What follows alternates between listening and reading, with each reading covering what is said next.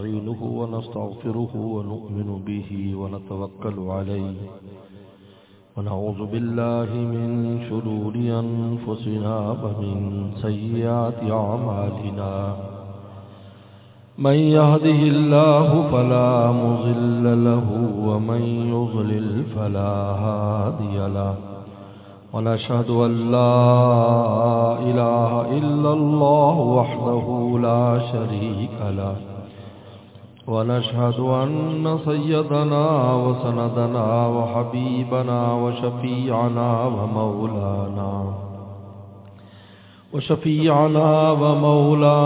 محمدا عبده ورسوله صلى الله تعالى عليه وعلى آله وأصحابه وبارك وسلم.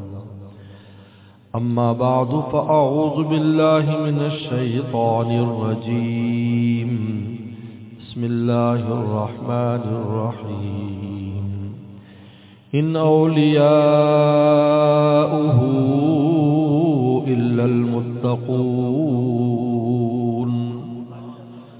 وقال تعالى الذين آمنوا وكانوا يتقون.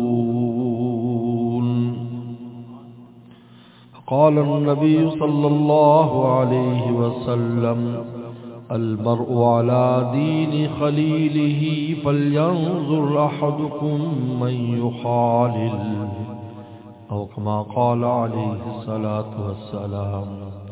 صدق الله وصدق رسوله النبي الكريم. آج پورے پاکستان میں بجلی کے انقطاع کی وجہ سے بہت سے کام موقوف ہو گئے، دینی بھی دنیاوی بھی. ابھی اللہ تعالیٰ نے ہمیں یہ نعمت دی ہے کہ ہم جنریٹر پر اہل عشق کی مجلس قائم کیے ہوئے ہیں. بہرحال جب تک یہ سہولت ہے ہمیں فائدہ اٹھانا چاہیے. انسان کی قیمت دو چیزوں کے ساتھ ہے، پہلا ایمان، دوسرا تقوی. دو چیزوں سے انسان کی قیمت ہے. ایمان یہ تو بنیاد اور جڑ ہے.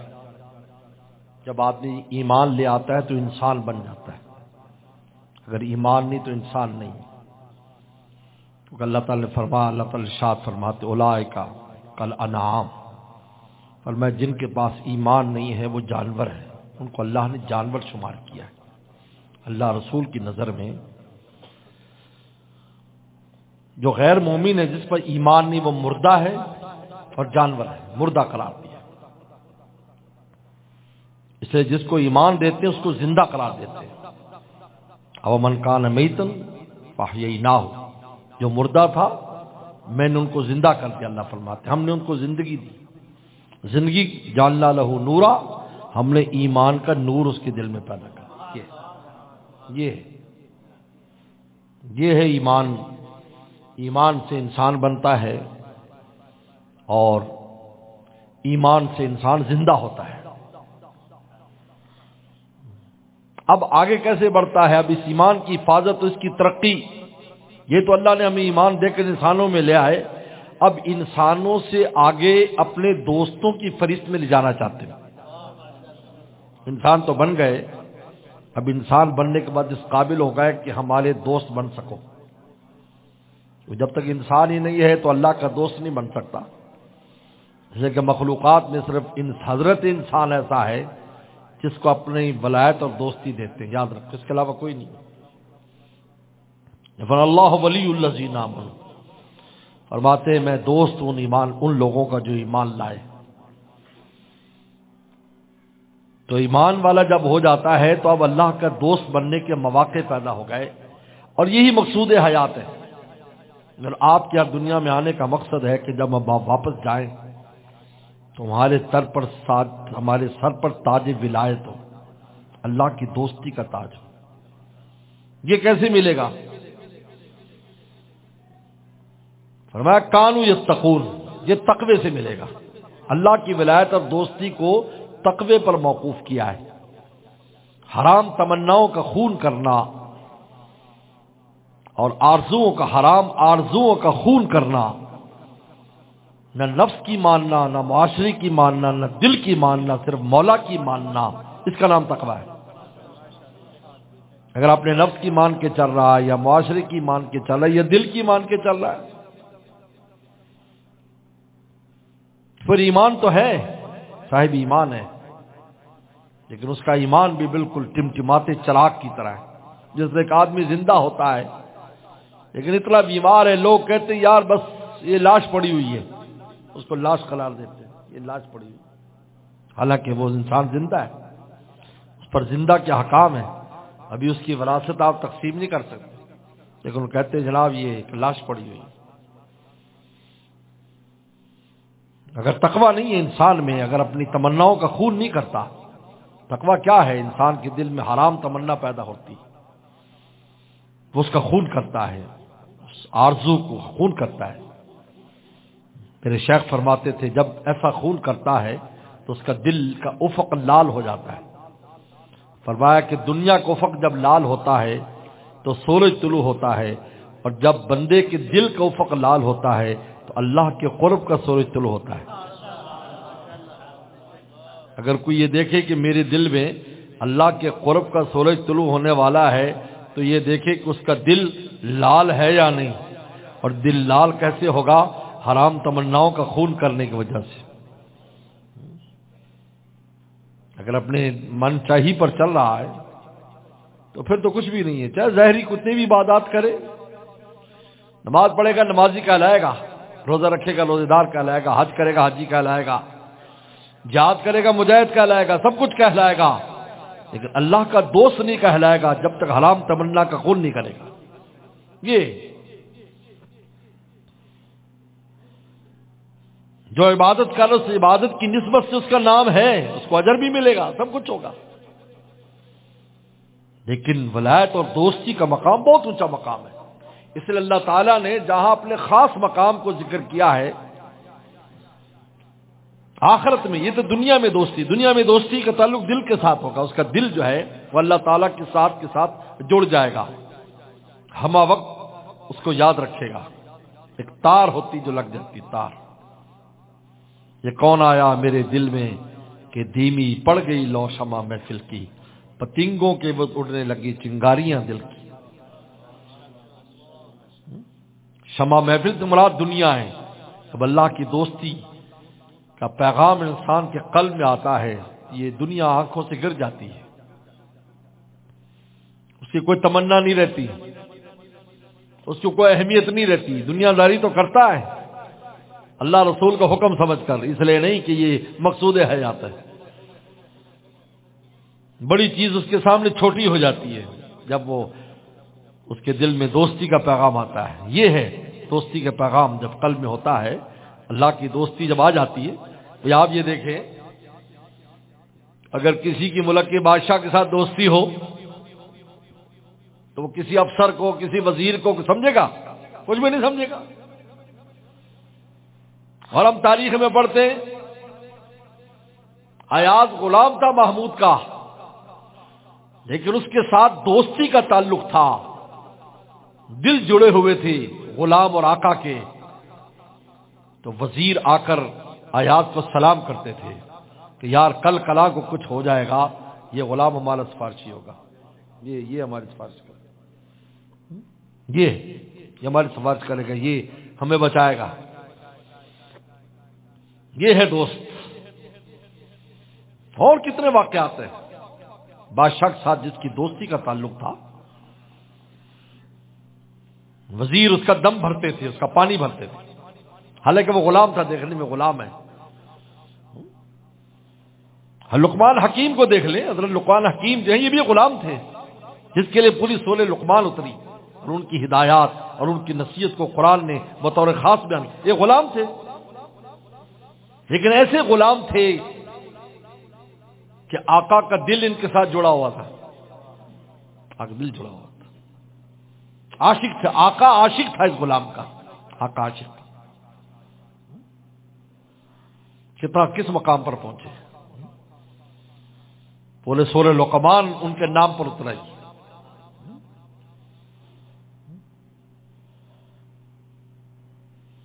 اس لیے دنیا کے اندر جب انسان، تو آپ مجھے بتائیں کہ جس کا دل خدا کے ساتھ جڑ جائے گا تو یہ پوری دنیا اس کے سامنے اس کی نظر میں کیا حیثیت رکھتی؟ مجھے بولو، کوئی حیثیت نہیں رکھتی۔ یہ وجہ ہے کہ انبیاء صلی اللہ علیہ وسلم کو ہم دیکھتے ہیں کہ نبی اکیلا ہوتا ہے، چند اس کے امتی ہیں، پھر بھی پوری قوم کو للکار رہا ہے کہ تم سارے اکٹھے ہو کر آ جاؤ میرے خلاف، دیکھتے تم کیا کر لیتے ہو۔ ابھی کامیاب نہیں ہوئے، حالانکہ کہنے والے جو پیغمبر اس کے ساتھ چند امتی ہیں۔ نوح علیہ السلام کو دیکھ لو، صرف 80 آدمی ان کے ساتھ ہیں اور پوری قوم کو للکار رہے ہیں کہ دیکھو ایسا نہ ہو کل کو تم پچھتاؤ کہ یار ہم یہ کر لیتے وہ کر لیتے۔ اپنی دل کی تمنا حسرتیں نہ رکھنا، بالکل تیار ہو کر آؤ میدان میں۔ ہمت نہیں تھی قدم بھی اٹھا سکے، ہمت نہیں تھی۔ غزوہ حنین میں پیغمبر صلی اللہ علیہ وسلم جب دباؤ بڑھا تو پیغمبر صلی اللہ علیہ وسلم 12 آدمی رہ گئے، باقی پیچھے ہٹ گئے، پیچھے ہو گئے تھے دباؤ اور پریشر کی وجہ سے۔ آپ اپنی خچر سے اترے، فرمایا انا النبی، فرمایا کہ انا النبی لا کذب انا ابن عبد المطلب، فرمایا میں کوئی جھوٹا پیغمبر نہیں ہوں، میں عبد المطلب کا بیٹا ہوں۔ اور اکیلے آپ تلوار لے کر آگے بڑھے، اکیلے۔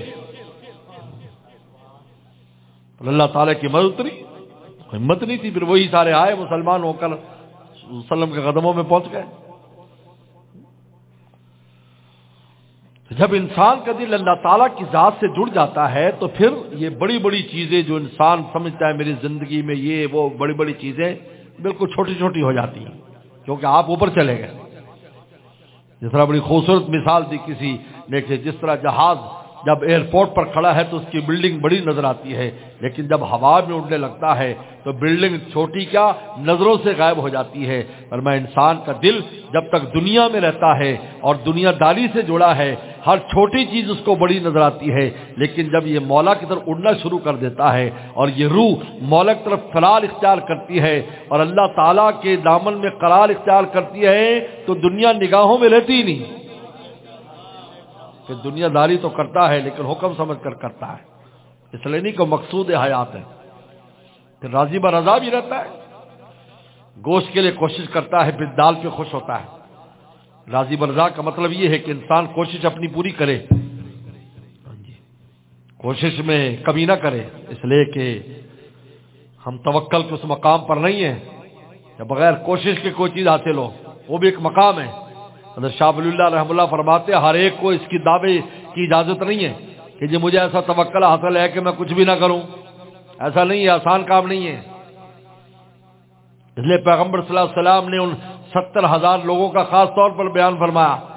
70,000 میری امت کے ایسے لوگ ہوں گے، فرمایا کہ جو دوا بھی نہیں کریں گے اور دم درود بھی نہیں کرائیں گے، کچھ بھی نہیں کریں گے، جو اللہ تعالیٰ جس طرح رکھیں گے بس اس پر خوش رہیں گے۔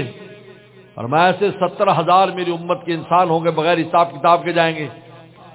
اس مقام پر پہنچنا آسان نہیں ہے کہ ہر آدمی اس کا دعویٰ شروع کر دے، اس لیے ہمارے لیے وہی حکم ہے جو رسول اللہ نے صحابی سے کہا تھا۔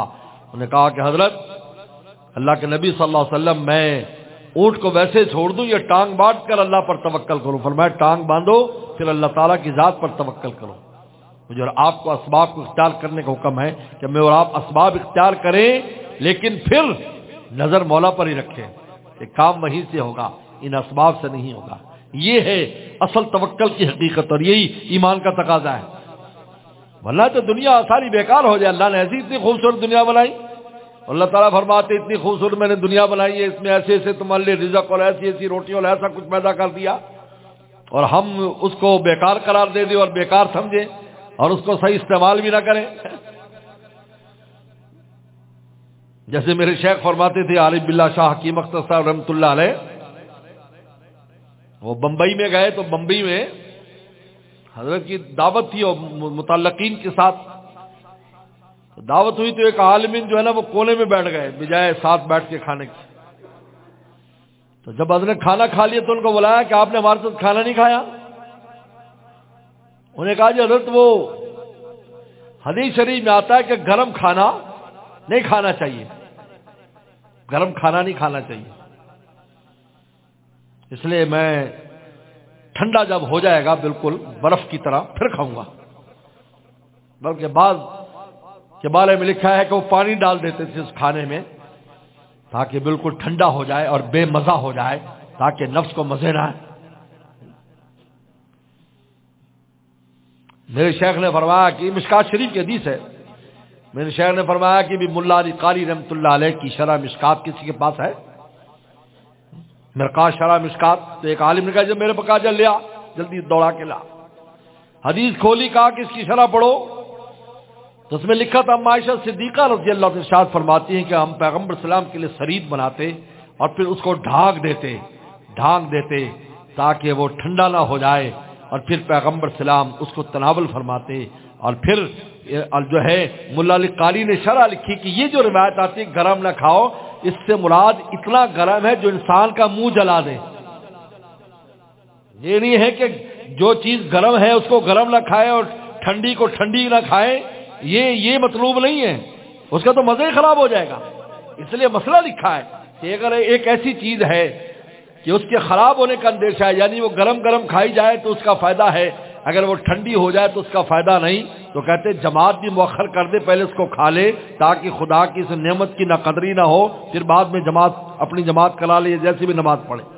مسئلہ لکھا ہے، ایک چیز ٹھنڈی کھانے کی تھی اور وہ گرم ہو کر خراب ہو جائے گی، تو فرمایا اس کو فساد سے بچانے کے لیے اس کو کھا لے، بعد میں جماعت میں شریک ہو جائے۔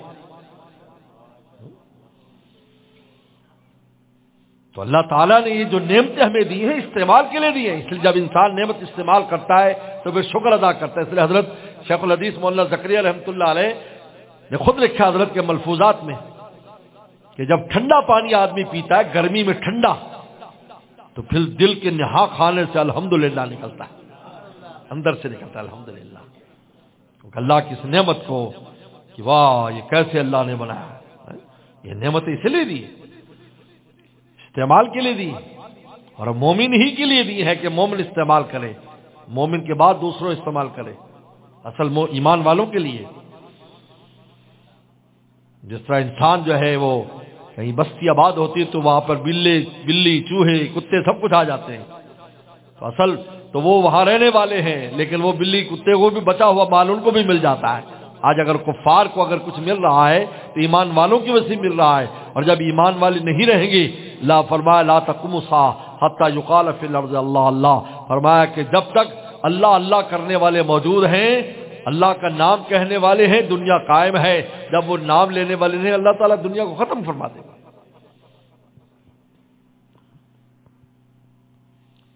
یہ توکل کی حقیقت ہے کہ اسباب تو ہیں، لیکن اس کے پیچھے دیکھتا ہے کہ سبب کے پیچھے کون ہے، اصل انجام دینے والا کون ہے۔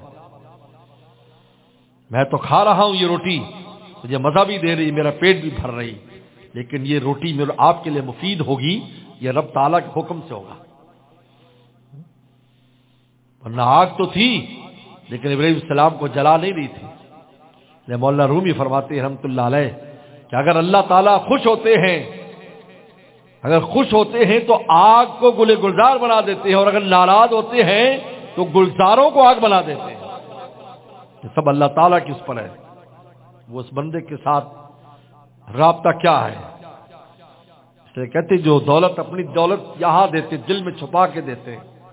میرے شیخ حضرت شاہ حکیم اختر صاحب فرماتے تھے جس طرح ماں اپنے بچے کو دودھ دیتی ہے تو اس فیڈر کے اوپر کپڑا چڑھا دیتی ہے، یا اپنے پستان سے اگر پہنائے دودھ پلائے تو اس کے اوپر کپڑا ڈال لیتی ہے تاکہ بچے کو دودھ پیتے ہوئے نظر نہ لگ جائے، بچے کے دودھ کو نظر نہ لگے، فرمایا اس طرح اپنے ولیوں کو اپنے دوستوں کے بھی چھپا کر دل میں مال دیتے ہیں تاکہ ان روحانی مال پر نظر نہ لگ جائے۔ ظاہری نہیں دیتے، ظاہری کچھ نظر نہیں آئے گا، لیکن ان کے باطن میں جو دولت ہے، جس کو حضرت شاہ ولی اللہ رحمہ اللہ فرمایا کرتے تھے کہ دلی کی جامع مسجد میں ایک دفعہ ایک خاص کیفیت طاری تھی، تو آپ نے دلی کی جامع مسجد میں جبکہ مغل بادشاہ بھی سامنے بیٹھے تھے، شہزادے بیٹھے تھے، وزیر بیٹھے تھے، بیان فرماتے ہو کہا تھا،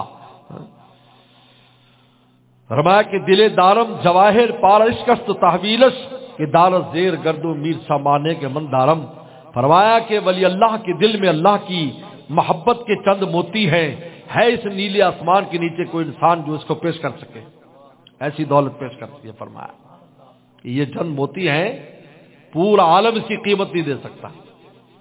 اس لیے حضرت سید انور شاہ کشمیری رحمۃ اللہ علیہ نے، حضرت مولانا عبداللہ بہلوی رحمۃ اللہ علیہ جو بہت بڑے انسان، بہت بڑے مفسر گزرے ہیں، شوجاباد میں مولانا عبداللہ بہلوی رحمۃ اللہ علیہ حضرت سید انور شاہ کشمیر رحمۃ اللہ شاگرد ہیں۔ حکیم الامت تھانوی رحمۃ اللہ علیہ سے 15-20 سال تک فیض اٹھایا ہے، بہت بڑے انسان ہیں۔ وہ کہتے تھے ہمیں دور حدیث میں فرمایا تھا کہ اللہ والوں کی صحبت میں رہو، اور فرمایا کہ ان اللہ والوں کی کے جوتوں کے نیچے جو مٹی کے ذرے ہوتے ہیں یہ بھی بادشاہوں کی تاج شاہی سے زیادہ بہتر اور افضل ہے، قیمتی ہے، اس سے زیادہ قیمتی ہے۔ فرمایا تو اللہ کی ولایت اور دوستی کا تعلق قلب کے ساتھ ہے، یہ جڑ جاتا ہے اللہ کے ساتھ، یہ ادھر متوجہ ہو جاتا ہے، ہم وقت مولا کے ساتھ مشغول رہتا ہے، اپنی کمی پر روتا ہے، اپنی نیکی بھی خوش ہوتا ہے، لیکن اس ہر وقت ان کا دھیان ہے، ان کے آنے کا لگا رہتا ہے دھیان، بیٹھے بٹھلائے اٹھا کرتے ہیں۔ شاہ الرحمان صاحب گنج مراد آبادی رحمۃ اللہ علیہ اشعار پڑھا کرتے تھے، شاعری مد نظر ہم کو نہیں ہے، واردات دل لکھا کرتے ہیں ہم، ایک بلبل ہے ہماری رازداں، ہر کسی سے کب کھلا کرتے ہم۔ بلبل سے مراد اللہ کا عاشق لیے کہ جب وہ میرے پاس آتے ہیں تو میں پھر اللہ کی محبت کی بات سناتا ہوں ان کو، ویسے خاموش بیٹھا رہتا ہوں۔ اس لیے ہمارے دادا مرشد جن کے پاس میرے شیخ نے 3 سال گزارے، حضرت شاہ محمد احمد صاحب پرتاپ گڑھی رحمۃ اللہ علیہ، ان کی مجلس رات 12 بجے کے بعد شروع ہوتی تھی اور فجر تک چلتی تھی۔ کہا کہ حضرت آپ جلدی مجلس نہیں کرتے، کہا کہ بس عاشق ہی رہ جائے، جو نیند کی عاشق ہے جا کر سو جائے، عاشق ہی رہ جائے۔ ہمارے حضرت کے ہاں بھی کبھی ایسے ہی ہوتا تھا، رات کو 3 بجے مجلس ہو رہی، سوتوں کو اٹھاتے تھے، چلو حضرت نے فرمایا، حضرت نے بلایا، چلو بھائی مجلس شروع۔ پھر فرمایا کرتے تھے جس طرح آسمانی بارش کے برسنے کا کوئی وقت پابندی وقت نہیں ہوتا اور وہ بارش پابند اوقات نہیں ہوتی، فرمایا باطنی بارشیں بھی ایسی ہیں، پتہ نہیں کس وقت برس جائے، دن کو برس جائے، رات کو برس جائے، صحرا میں برس جائے، مسجد میں برس جائے، کھلیان میں برس جائے، کھیت میں برس جائے، دکان پر برس جائے، پتہ نہیں کہاں برس جائے، پتہ نہیں کہاں برس جائے، وہ تو باطنی بارش ایسی ہے۔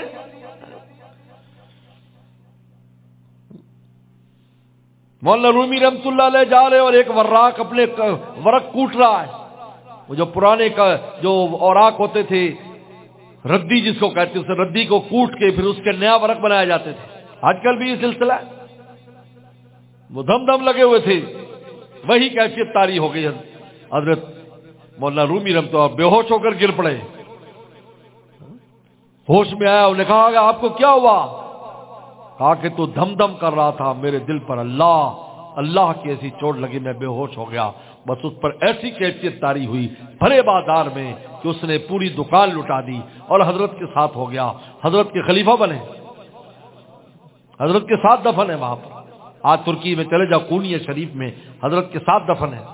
پھر اس کے بعد مولانا ضیاء الدین آئے، اسام الدین، مولانا اسام الدین، مولانا اسام الدین فرمایا ضیاء ذوالجلال کہ اللہ تعالیٰ کی روشنی ہے یہ، جن کی وجہ سے 28,500 اشعار جنگل میں حضرت نے کہے جو مصری شریف کی شکل میں آئے۔ ان کا دائی جو ہیں وہ مولانا اسام الدین ہے، جن کی وجہ سے اشعار حضرت نے یہ اشعار کہے، مصری شریف جس میں اللہ کی عشق کی آگ بھری ہوئی ہے۔ اس لیے ہمارے حضرت تاکید فرماتے تھے، حضرت کی شرح مثنوی ہے، پڑھنی چاہیے، ویسے ہی پڑھتا رہے، روزانہ 15-20 منٹ پڑھے دے، آپ دیکھیں اللہ کی عشق کی آگ کیسے لگتی ہے۔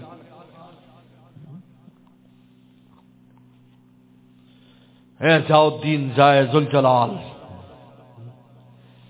اے ضیاء الدین ضیاء ذوالجلال، میلمی شبت سوئے مقال، میرا دل چاہ رہا ہے کہ میں کچھ کہوں، تو فوراً کاپی لے آتے تھے، وہ اشعار پڑھ کہتے جاتے تھے، حضرت لکھتے چلے جاتے تھے۔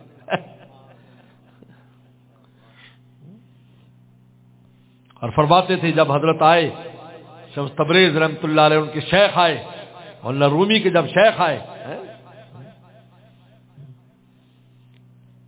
فرماتے تھے بعض آیت آب منظر جو من، کہا کہ آج میرے دریا میں پانی آ گیا، میرے دل کے دریا میں پانی، میرے شیخ آ گیا، میرے دل کے دریا میں پانی آ گیا، کیونکہ دریا جب خشک ہو جاتا تو مٹی اڑتی ہے، جب پانی آ جاتا ہے تو کیسے سرسبز سر و تازہ ارد گرد کی زمین بھی سرسبز ہو جاتی ہے، اور پانی کی جو ٹھنڈک ہے وہ ارد گرد کی ہر جگہ محسوس ہوتی ہے کہ جناب پانی گزر رہا ہے۔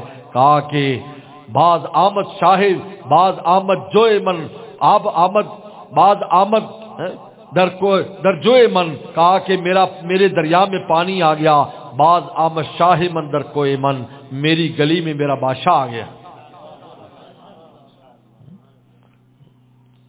تو پتہ نہیں اللہ تعالیٰ کی وہ تجلی کہاں اتر آئے؟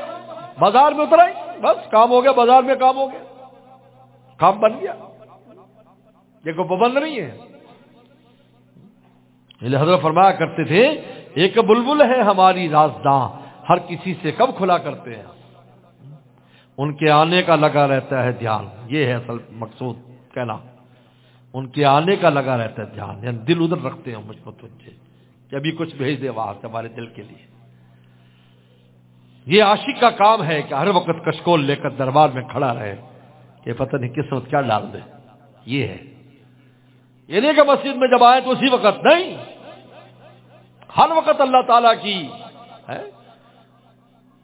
کل یوم و فی شان، ہر یوم، یہاں یوم سے مطلب آن ہے، فی آن، فی کل آن، ہر آن میں اللہ کی شان ہے، ہر آن میں شان ہے، تو ہر وقت وہ اپنے کشکول لیے ان کے آنے کا لگا رہتا ہے دھیان، بیٹھے بٹھلائے اٹھا کرتے ہیں ہم، ان کے آنے کا لگا، ہر وقت ادھر دل متوجہ ہے، کب میرے دل میں نظر کرم فرما دے، ہر وقت رکھتے ہیں کہ اللہ تعالیٰ کی کتنا بھی کسی کو مقام دے دے وہ اگلے مقام کا محتاج ہے، اگلے مقام کا یعنی یہ سلسلہ کبھی ختم، کہتے قیامت کے دن بھی جنت میں جانے کے باوجود بھی اللہ کے قرب کے مراتب ختم نہیں ہوں گے، ہر جمعے کو جنتی زیارت کریں گے، کچھ صبح شام زیارت کریں گے، کچھ ہمہ وقت زیارت کریں گے، لیکن اللہ کے قرب کے مقام ہر دفعہ آگے سے آگے آگے سے، کیوں؟ اس لیے کہ ذات غیر محدود ہے، قرب کے مقامات بھی غیر محدود ہیں، کسی وقت ترقی نہیں رکے گی، ہمہ وقت ترقی ہے، تو دنیا تو ویسے ہی محدود ہے، اس لیے ہر چیز میں لمیٹڈ ہوگا، بڑے سے بڑے بینک میں لکھیں گے لمیٹڈ، یعنی ہم محدود کام کر سکتے ہیں، اس سے آگے نہیں کر سکتے، لیکن جہاں ذات الہی کا معاملہ آ جائے وہاں ان لمیٹڈ ہے، وہاں کوئی حد نہیں، اس کے کوئی حد نہیں، اس لیے دریائے الفت کا اور بحر الفت کا کوئی کنارہ نہیں ہوتا، پتہ نہیں اس کا کنارہ کہاں ہے، کچھ پتہ نہیں، اس لیے میرے دوستوں ان کے آنے کا لگا رہتا ہے دھیان، بیٹھے بٹھلائے اٹھا کرتے ہیں، دل کے ساتھ اس کا تعلق ہے۔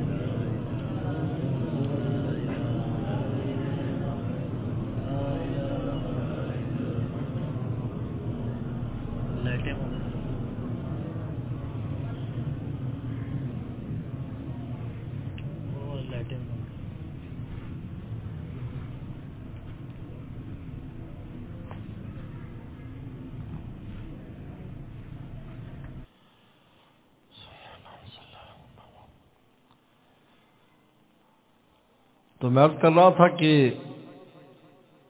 انسان کا جو قلب ہے اللہ اپنی دوستی کا تعلق قلب کے ساتھ رکھتے ہیں، یہاں اپنا مال دیتے ہیں، یہاں اس کو اپنے ساتھ جوڑتے ہیں۔ جب دل جڑ جاتا ہے اللہ تعالیٰ کے ساتھ، یہی ولایت اور دوستی ہے۔ نے کہا کہ قرب و وصال است، وصال و محال است۔ اللہ کے قرب کا نام وصال ہے، ورنہ ان کا وصال تو محال ہے، ان کا وصل ہو ہی نہیں سکتا اس ذات کے ساتھ۔ لیکن قرب کا نام ہے کہ انسان کو قرب محسوس ہوتا ہے، دل دوریاں نہیں ہوتی، حضوریاں معلوم ہوتی ہیں، ہم وقت حضوری معلوم ہوتی ہے اللہ کے دربار میں۔ یہ تو دنیا میں نعمت دیتے اور آخرت میں ان المتقین فی جنات و نہر فی مقعد صدق عند ملیک مقتدر۔ اللہ فرماتے ہیں کہ ملیک مقتدر کے پہلو میں بیٹھے ہوں گے یہ متقی لوگ، پہلو میں ساتھ بٹھائیں گے کہ یہ متقین ہے، یہ اللہ کے ولی اور دوست ہے۔ آگے مجمع دور بیٹھا ہے ہم نے، لیکن یہ بالکل مقعد صدق، سچائی کی سیٹوں پر، سچائی کی نشستوں پر بیٹھے ہوں گے۔ کہا عند ملیک مقتدر، ایسے بادشاہ کے پاس جو صاحب اقتدار ہے ان کے پاس بیٹھے ہوں۔ کون؟ ان المتقین کا، جو حرام تمناؤں کا خون کرتے ہیں، حرام آرزوؤں کا خون کرتے ہیں، جو نفس اور شیطان کے خلاف چلتے ہیں، وہ ان لوگوں کے لیے کہا ہے۔ تو دنیا میں اپنے قلب کو اس کے اپنے ساتھ جوڑ لیتے ہیں اس انسان کے، اور اس کے سر پر تاج ولایت رکھ دیتے ہیں۔ پوری مخلوقات دیکھتے اللہ کا ولی ہے، چاہے میں اور آپ نہ پہچانے، لیکن مخلوق پہچانتی کہ اللہ کا دوست جا رہا، اللہ کا ولی جا رہا ہے۔ اور آخرت میں اپنے پہلو میں بٹھائیں گے لوگ، لیکن کب؟ حرام تمنائیں کریں۔ اس لیے میرے شیخ فرماتے تھے دو گناہ ایسے ہیں جن سے آج بچنا بہت ضروری، جو عام ہے، ایک آنکھ کا گناہ اور ایک دل کا گناہ۔ آنکھ کا گناہ اور دل کا۔ حضرت تو آج سے 30 سال پہلے اس مضمون کو بیان کرتے تھے، لیکن آج اس کی ضرورت دن بدن بڑھتی چلی جا رہی ہے۔ اور رسول صلی اللہ علیہ وسلم نے زنا العین فرمایا کہ آنکھیں بھی زنا کرتی ہیں، اور میں ان کا زنا کرنا دیکھنا ہے، یعنی لفظ زنا سے شروع کیا ڈرانے کے لیے۔ حالانکہ النظر زنا العین کہہ دیتے ہیں، لیکن زنا العین آنکھوں کا زنا کیا ہے؟ النظر، فرمایا بد نظری کرنا، غیر محرموں کو دیکھنا، ایسی چیزوں کو دیکھنا جو اللہ رسول نے جن کو حرام قرار دیا ہے۔ اس لیے آنکھ خراب ہوتی ہے، ساری دنیا اجڑ جاتی ہے، دل کی دنیا اجڑ جاتی ہے۔ شیخ فرماتے ہیں آنکھ کے راستے سارا نور کھینچ لیتا ہے شیطان، اس آنکھ کے راستے سے، ایسی خطرناک چیز ہے۔ اور دل کو گندے خیالات میں مبتلا کرنا، ایک ہوتا ہے خیال آنا، وسوسہ آنا، وہ الگ چیز ہے. ایک ہے خیال پکانا. آنا اور ہے، لانا اور ہے. آنا مضر نہیں ہے، لانا مضر ہے. آ گیا تو چلا گیا، جو آئے گا تو چلا جائے گا. لیکن جو لاؤ گے تو وہ تھوڑی جائے گا. بولو بھائی 2 کھڑکیاں کھلی ہوں، ہوا آ رہی جا رہی. اگر اے سی چلاؤ گے تو ہر سوراخ میں کپڑا دو گے کہ باہر نہ ٹھنڈی ہوا باہر نہ چلی جائے. یہ فرق ہے آنے میں اور لانے میں. آنے لانے میں فرق ہے. آیا تو چلا گیا، معاف کر دیا. اللہ تعالی نے میری امت کے وسوسوں کو معاف کر دیا. لیکن اگر خیالات کو پکاتا ہے، گناہوں کو پکاتا ہے اپنے قلب میں، اللہ معاف فرمائے. یعنی آنکھ بھی دل کی دنیا اجاڑتی ہے اور یہ خیالات بھی اجاڑ دیتے ہیں. یہ خاص تاکید فرماتے تھے آنکھ بچاؤ دل بچاؤ مولا کو پاؤ. حد فرمایا کرتے آنکھ بچاؤ دل بچاؤ مولا کو پاؤ. اور بھی جو بھی جتنے بھی گناہ ہیں، کوئی بھی حرام تمنا اٹھتی میں یہ کروں میں وہ کروں، اس حرام تمنا کا مقابلہ کرتا ہے، اس کا خون کرتا ہے. جب خون کرے گا دل کا افق لال ہو جائے گا، اور جب دل کا افق لال ہوگا اللہ کے قرب کا سورج طلوع ہوگا. اس کے طلوع کرنے کا ایک ہی طریقہ ہے. اور آپ چاہتے ہیں اگر دل کی دنیا آباد کرنا تو ویرانیاں تھی وہ آبادیاں ہیں. تیرے ہاتھ سے زیر تعمیر ہوں. کتنا خوبصورت شعر ہے. تیرے ہاتھ سے زیر تعمیر ہوں میں.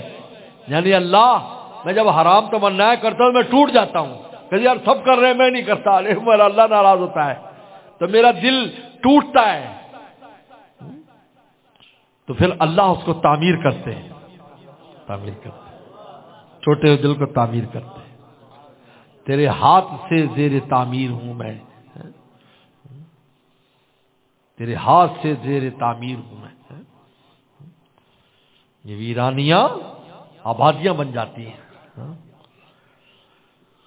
انسان اس پر فدا ہو جاتا ہے ایسی اس پر، ورنہ اپنی تمناؤں کو پورا کرتا رہے. اس لیے میرے شیخ فرمایا کرتے تھے حسرت با وفا ہے اور عشرت بے وفا ہے. یعنی آپ کسی نے اپنی تمنا پوری کر لی، بس وہ تمنا چلی گی پوری ہو کر، داغے گناہ منہ پر لگا گی، دل پر لگا گی، کالس مل گئی. اور اگر حسرت ہوگا دل تو کرتا ہے لیکن مولا کے لیے نہیں کرتا. فرمایا کہ وہ حسرت اللہ کا نور بن جاتا ہے اسی قلب میں، وہی نور بن جاتا ہے. وہی حسرت جو اللہ کے لیے جو وہ باوفا رہتی ہے.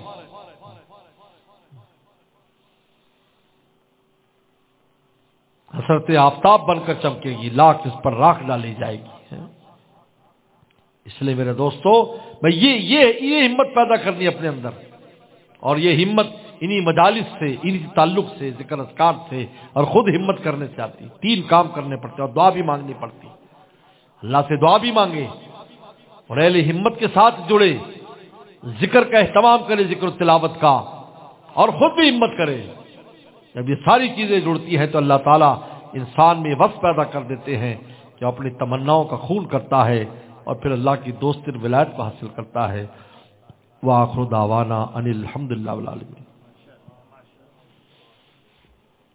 ہفتے میں میرے گھر والوں کا آپریشن ہے، دعا فرمائے اللہ اس کو کامیاب فرمائے، صحت اور عافیت زندگی عطا فرمائے. اللہم لک الحمد کما انت، صلی علی محمد کما انت اہل، وفل بنا کما انت اہل، فانک انت اہل التقوی والمغفرہ. ربنا ظلمنا انفسنا وان لم تغفر لنا وترحمنا لنكونن من الخاسرين. اللهم انا نسألك الهدى والتقى والعفاف والغنى. اللهم اصلح عاقبتنا في الامور كلها واجرنا من خزي الدنيا وعذاب الاخره. اللهم انا نسألك الهدى والتقى والعفاف والغنى. اللهم انا نسألك العفو والعافية المعافاة الدائمة في الدين والدنيا والاخره. اللهم عافنا واعف عنا.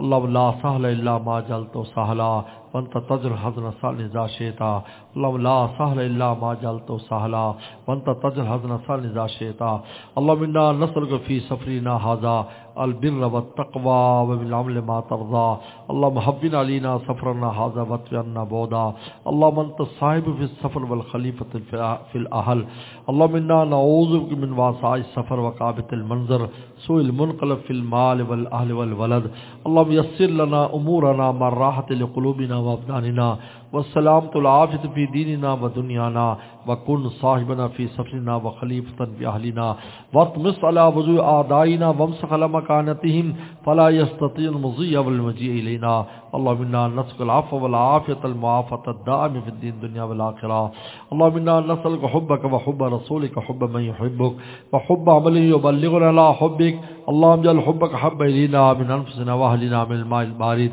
اللهم رب الناس أزباس اشفي أنت الشافي لا شفاء إلا شفاءك شفاء لا يغادر سقما اللهم إنا نسألك العفو والعافية المعافاة الدائمة في الدين الدنيا والآخرة اللهم اشف مرضانا مرضى المسلمين اللهم اشف مرضانا مرضى المسلمين اللهم اشف مرضانا مرضى المسلمين یا اللہ ہم سب کو تو اللہ والا فرما آرام تمناؤں کا خون کرنے والا فرما حسرتوں کو پامال کرنے والا فرما اللہ ہمیں ہمت عطا فرما ہمیں قوت عطا فرما اللہم آت نفوسنا تقواہا وزکیہا انت خیر من زکاہا انت ولیہا و مولاہا یا اللہ یا اللہ یا اللہ نظر کی خوب خوب حفاظت کی توفیق عطا فرما دل کی حفاظت کی توفیق عطا فرما تمام گناہوں سے ہماری حفاظت فرما جو ہو گئے معاف فرما معاف فرما معاف فرما یا اللہ کبھی بیشیوں کو معاف فرما یا اللہ اس مجلسوں کو ہمیشہ جاری ساری فرما یا اللہ ملک پاکستان کے حالات کو اچھے سے اچھا فرما یا اللہ مشکلات کو دور فرما اس ملک کے چپے چپے کی حفاظت فرما اس بجلی کے بحران کو دور فرما بجلی کے بحران کو دور فرما یا اللہ عافیت اور کرم کا معاملہ فرما یا اللہ اس ادارے کو اس کی تمام شاخوں کو خانقاہ اس کی شاخوں کو دن دگنی رات چگنی ترقی عطا فرما ہر قسم کے شرور و فتن سے محفوظ فرما ہر طرح کی عافیت نصیب فرما یا اللہ ہمارے مرحومین مرحومات کی مغفرت فرما بیماروں کو شفا عطا فرما بیماروں کو شفا عطا فرما ہمارے گھر والوں کو خوب صحت اور عافیت نصیب فرما کہ آپریشن کو کامیاب فرما ان کی بیماری کو دور فرما یا اللہ سفر کو خوب کامیابی ذریعہ ظفر فرما یا اللہ اس سفر کو ذریعہ ظفر فرما یا اللہ ہمارے بھائی کے یا اللہ مفتی خلیق صاحب کے نواسے بھی جل گئے تھے یا اللہ ان کو بھی صحت اور عافیت نصیب فرما اس بچے کو جلدی صحت اور عافیت نصیب فرما اور بھی جو بیمار ہیں یا اللہ سب کو شفا عطا فرما یا اللہ تمام بیماروں کو شفا عطا فرما ہر طرح کی پریشانیوں کو دور فرما رزق کی تنگیوں کو دور فرما قرضوں کے بوجھ کو دور فرما یا اللہ بے اولادوں کو نیک صالح اولاد عطا فرما اولاد والے کو اولادوں کو صدقہ جاری آنکھوں کی ٹھنڈک فرما یا اللہ جن بچوں کو رشتے نے اچھے جوڑ عطا فرما جن کے رشتے ہو گئے گھروں میں امن سکون عطا فرما یا اللہ ہر دوست ماں بہن کی جو بھی حاجت ہے اپنے خزانوں سے ہماری حاجات کو پورا فرما یا اللہ رحم کا کرم کا اور عافیت کا معاملہ فرما رحم کا کرم کا اور عافیت کا معاملہ فرما ربنا هب لنا من ازواجنا وذرياتنا قرة اعين واجعلنا للمتقين اماما اللہ امتحانات بھی بچیوں کے ہونے والے اچھے نمبروں سے انہیں کامیابی عطا فرما ہر طرح کی عافیت نصیب فرما ربنا تقبل منا انك انت السميع العليم صلی اللہ تعالی علی خیر خلقہ محمد و آلہ وصحبہ اجمعین.